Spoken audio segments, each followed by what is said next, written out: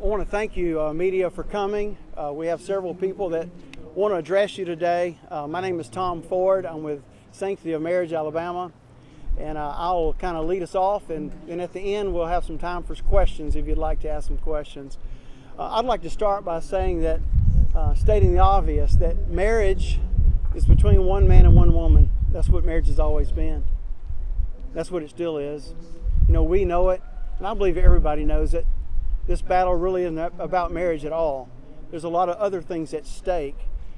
You know, also, I keep hearing people say that this is the law of the land. It's the law of the land. And my question to them is, where is this law written? Aren't we a nation of written laws?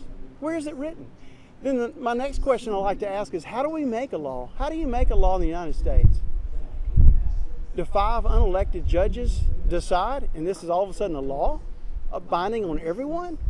And the answer is no. You know, there's a big rally going on today about removing Roy Moore, and what I've heard them say over and over is all this about his opinion and what he's doing and him imposing his religion on us. But if you read what he actually said, he only brought to attention what had taken place, what the law, the written law says, and what the judges said, and what judges have said since. But it's really about the law and the written law, not about my opinion or Judge Roy Moore's opinion or anybody else's opinion. Thirdly, and I'll be done, it's about God's word and God's law. God is the one that instituted government.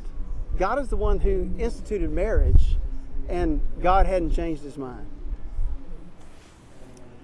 Next we have Fred Adetunji will come speak. Bishop Fred. My name is Frederick Adetunji. I'm a Christian first and then American. And I know that this is a nation under God. So I just stand with Judge Roy Moore. I think he's doing the right thing, being that this nation is under God. Bless you. Commissioner Chip Beaker is going to say a few words. Thank you. I'm glad to be here. I am first a Christian also, and politics comes down the line for me, but we are a nation of laws, and I'm glad that in America we recognize marriage as a union by God between one man and one woman, and that's who I am and that's what I believe, and I am delighted to be here to support that, and I will continue to support that, and I thank Roy Moore for stating the facts correctly. Thank you. Colonel Glenn Frazier. Hello, everybody. I'm a veteran, and I went in World War II, went and joined the Army and did and worked and slaved and did everything for my good country, America. And I think that this subject that we are right now is absolutely nothing in the world but having to follow the Bible like Judge Moore is doing. I stand behind Judge Moore 100%, and I don't think anybody else could do any better. And all this mess up here they're talking about, I don't buy it, and I think we ought to get behind Judge Moore and keep him because he's one of the best men we've ever had in office here.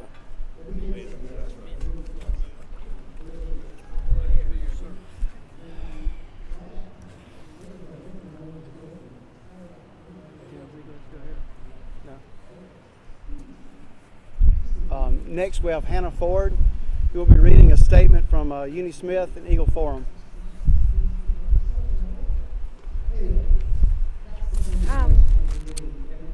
So this is a statement from Uni Smith. She says, we're grateful to join you in support of natural marriage and the rule of law, and of Chief Justice Moore's devotion to defending them, even as those who would see both destroyed call for his removal.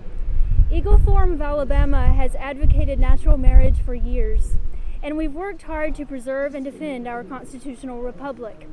Perhaps there's no time in history of these two causes as critical as right now. Last summer, the Supreme Court of the United States issued their opinion in Obergefell v. Hodges. They purported to redefine the institution of marriage to include homosexual couples. You all know about it, of course. There's been so many to try to convince us all that same-sex marriage is now the new law of the land. Many across this nation just said, okay, hands up, the Supreme Court said it, it's over. But thousands have questioned it, and rightly so. Justice Scalia on the Supreme Court said he'd rather see his head in a bag than sign his name to the majority of opinion. He even compared their reasoning to the mystical aphorisms of a fortune cookie. Chief Justice Roberts said, "The right this opinion announces has no basis in the Constitution or this court's precedent." And he's right. Eagle Forum of Alabama has joined thousands of others in asking important questions, culminating in who or what is the final arbiter of law in this land. One key answer is found in the Supremacy Clause of the United States Constitution. This Constitution and the laws of the United States, which shall be made in pursuance thereof, shall be the supreme law of the land.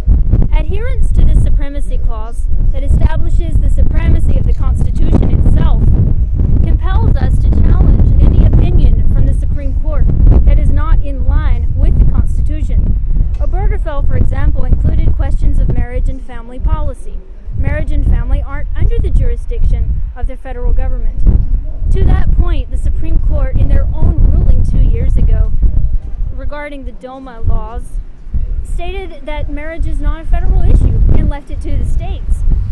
According to Article 1, where Article 1 delegates the jobs that belong to the federal government, it doesn't include marriage and family, which means that under the 10th Amendment, it's a state issue. In Article 3, we find that federal courts, even the Supreme Court, can only rule on laws that are made within the bounds of the Constitution. They can't rule on state marriage law.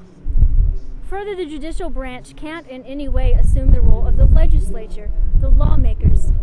Chief Justice Roberts was appalled at the legislative attempt in Obergefell. He said, "This court is not a legislature. Whether same-sex marriage is a good idea or not should be of no concern to us. Under the Constitution, judges have power to say what the law is, not what it should be. The court may be able to say that a certain state's law is unconstitutional, but it certainly can't create what is the new constitutional definition. That's the job of the legislature." For these reasons and others, Obergefell is an unconstitutional opinion, and we, along with scores of legal scholars across this country, encourage state officials to consider it as such. Since Obergefell, 2 federal district courts have ruled that only those 4 states named in Obergefell are directly affected by it: Michigan, Kentucky, Ohio, and Tennessee. The laws in other states stand. Alabama's marriage laws stand. The Alabama Supreme Court is being asked to clarify its sound defense of marriage and the rule of law from March of 2015. They said, as it is done for approximately 2 centuries, Alabama law allows for marriage between only one man and one woman. Alabama probate judges have a ministerial duty not to issue any marriage license contrary to this law. Nothing in the United States Constitution alters or overrides this duty. End quote. They championed the immutable nature of marriage and the fundamental principles of law so vital to the continuation of our constitutional republic. We trust they will do so again. Thank you.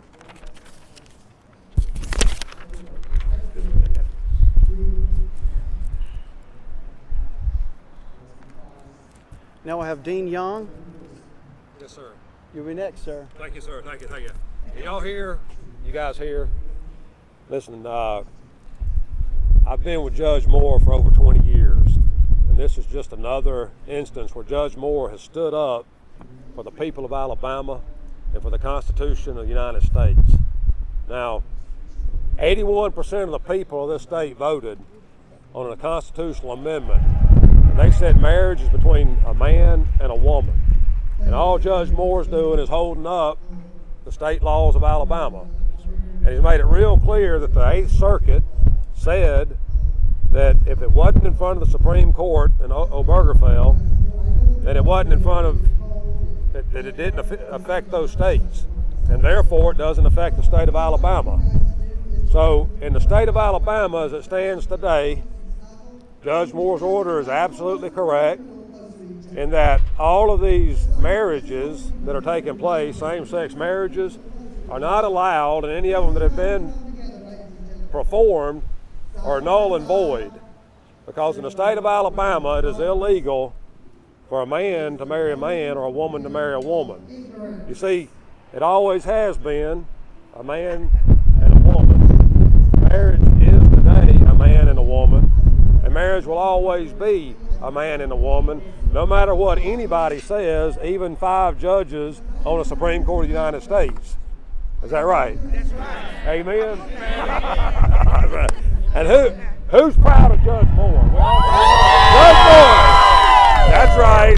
That's right. I hope you all get that. Now listen, another thing is, we got 8 more judges in this building right here in front of me that are on the Supreme Court. Now, if they would get up and do what they were elected to do, and that means rule on this API case, then all this wouldn't be going on. So all you in the media, if you would, y'all need to go ask them what's the hold up here? Why are we all sitting around 6 months after the judges on the Supreme Court of Alabama asked the probate judges to bring in petitions and why this would affect them? Why haven't they ruled? You see, really, that's the cog in the wheel right now. Now, they need to do their duty, and I do want to remind them of one thing. They are elected.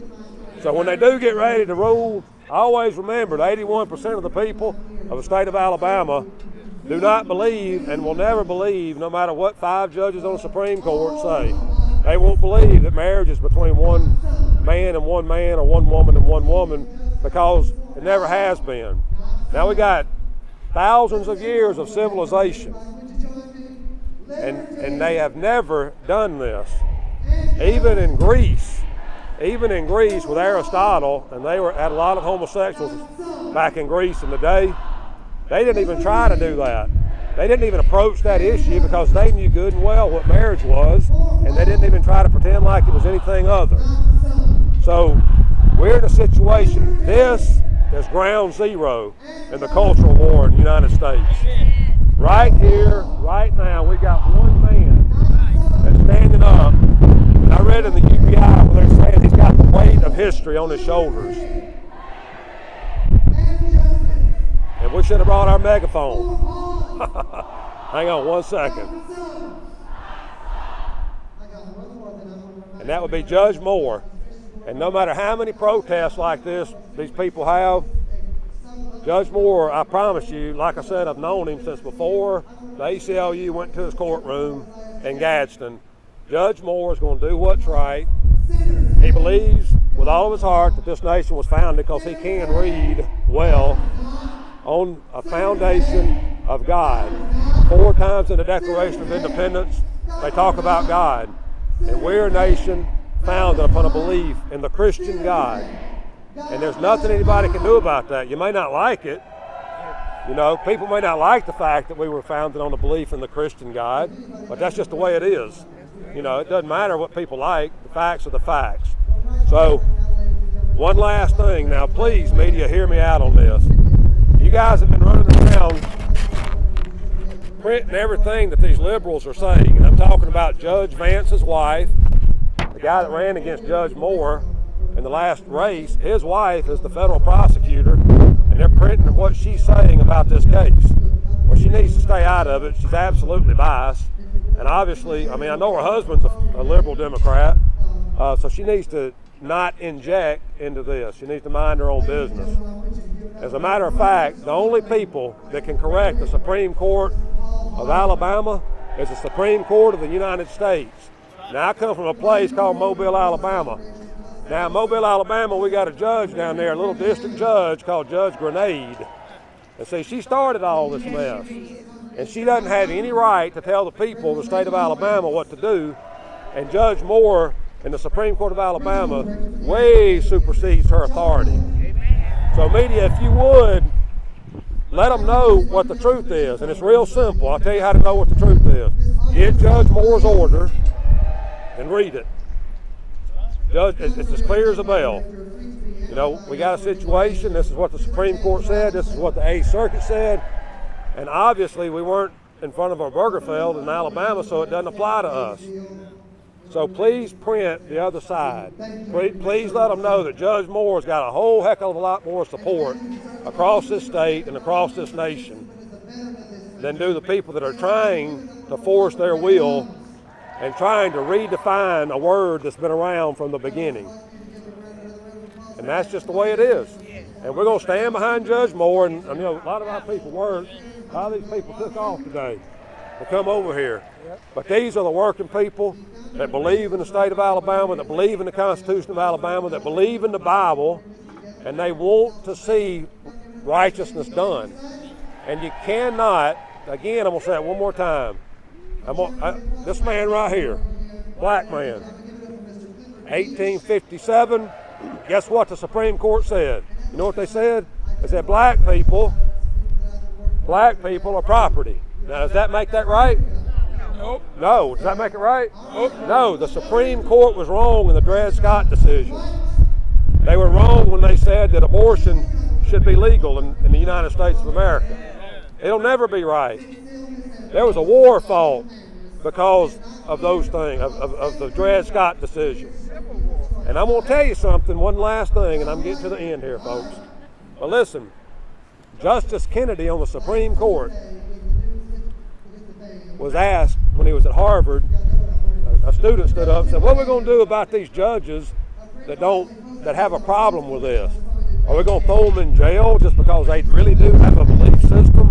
They got a First Amendment right to believe what they want to believe, right? Freedom of religion. What are we going to do? And I want you media people to go look it up. He held 3 fingers up. And he goes, you know how many people, Christians, didn't want to do what the Third Reich said? 3.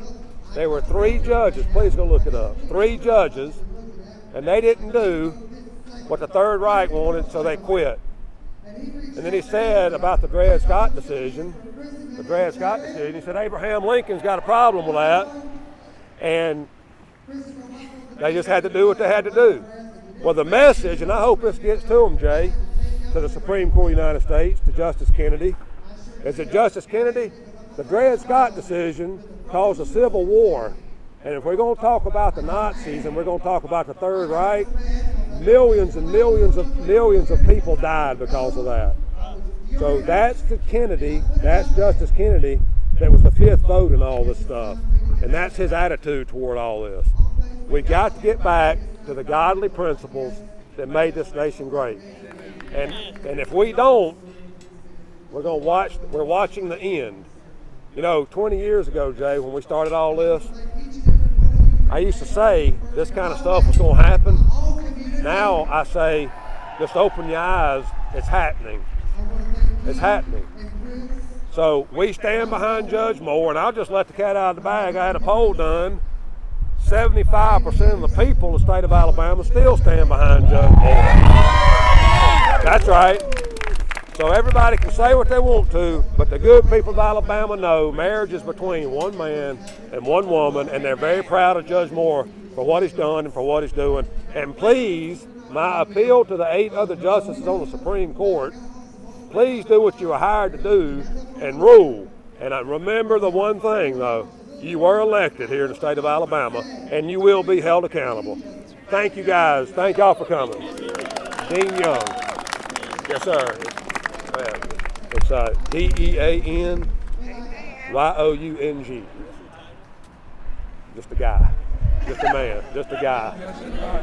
Ask Jay. Who am I, Jay? I'm just some guy that's been around for 20 years. I've known Roy Moore for 20-something years. He heard me speaking one day, and he said, I want to talk to you. And I said, yes, sir. And he said, I'm a judge. I said, yes, sir, I'm coming. And listen, these people right here are what make this country great. That's what makes this country great. Thank y'all for listening to us. Thank y'all. Thank y'all. I like it. I hear you back there. I believe that's all. I'll say this in closing. If this continues the direction that it's heading, it's the death to the way America has done government for 200 years. We're changing the way we do government. We're changing the way we make laws and enforce laws. We can't let it happen. God bless you.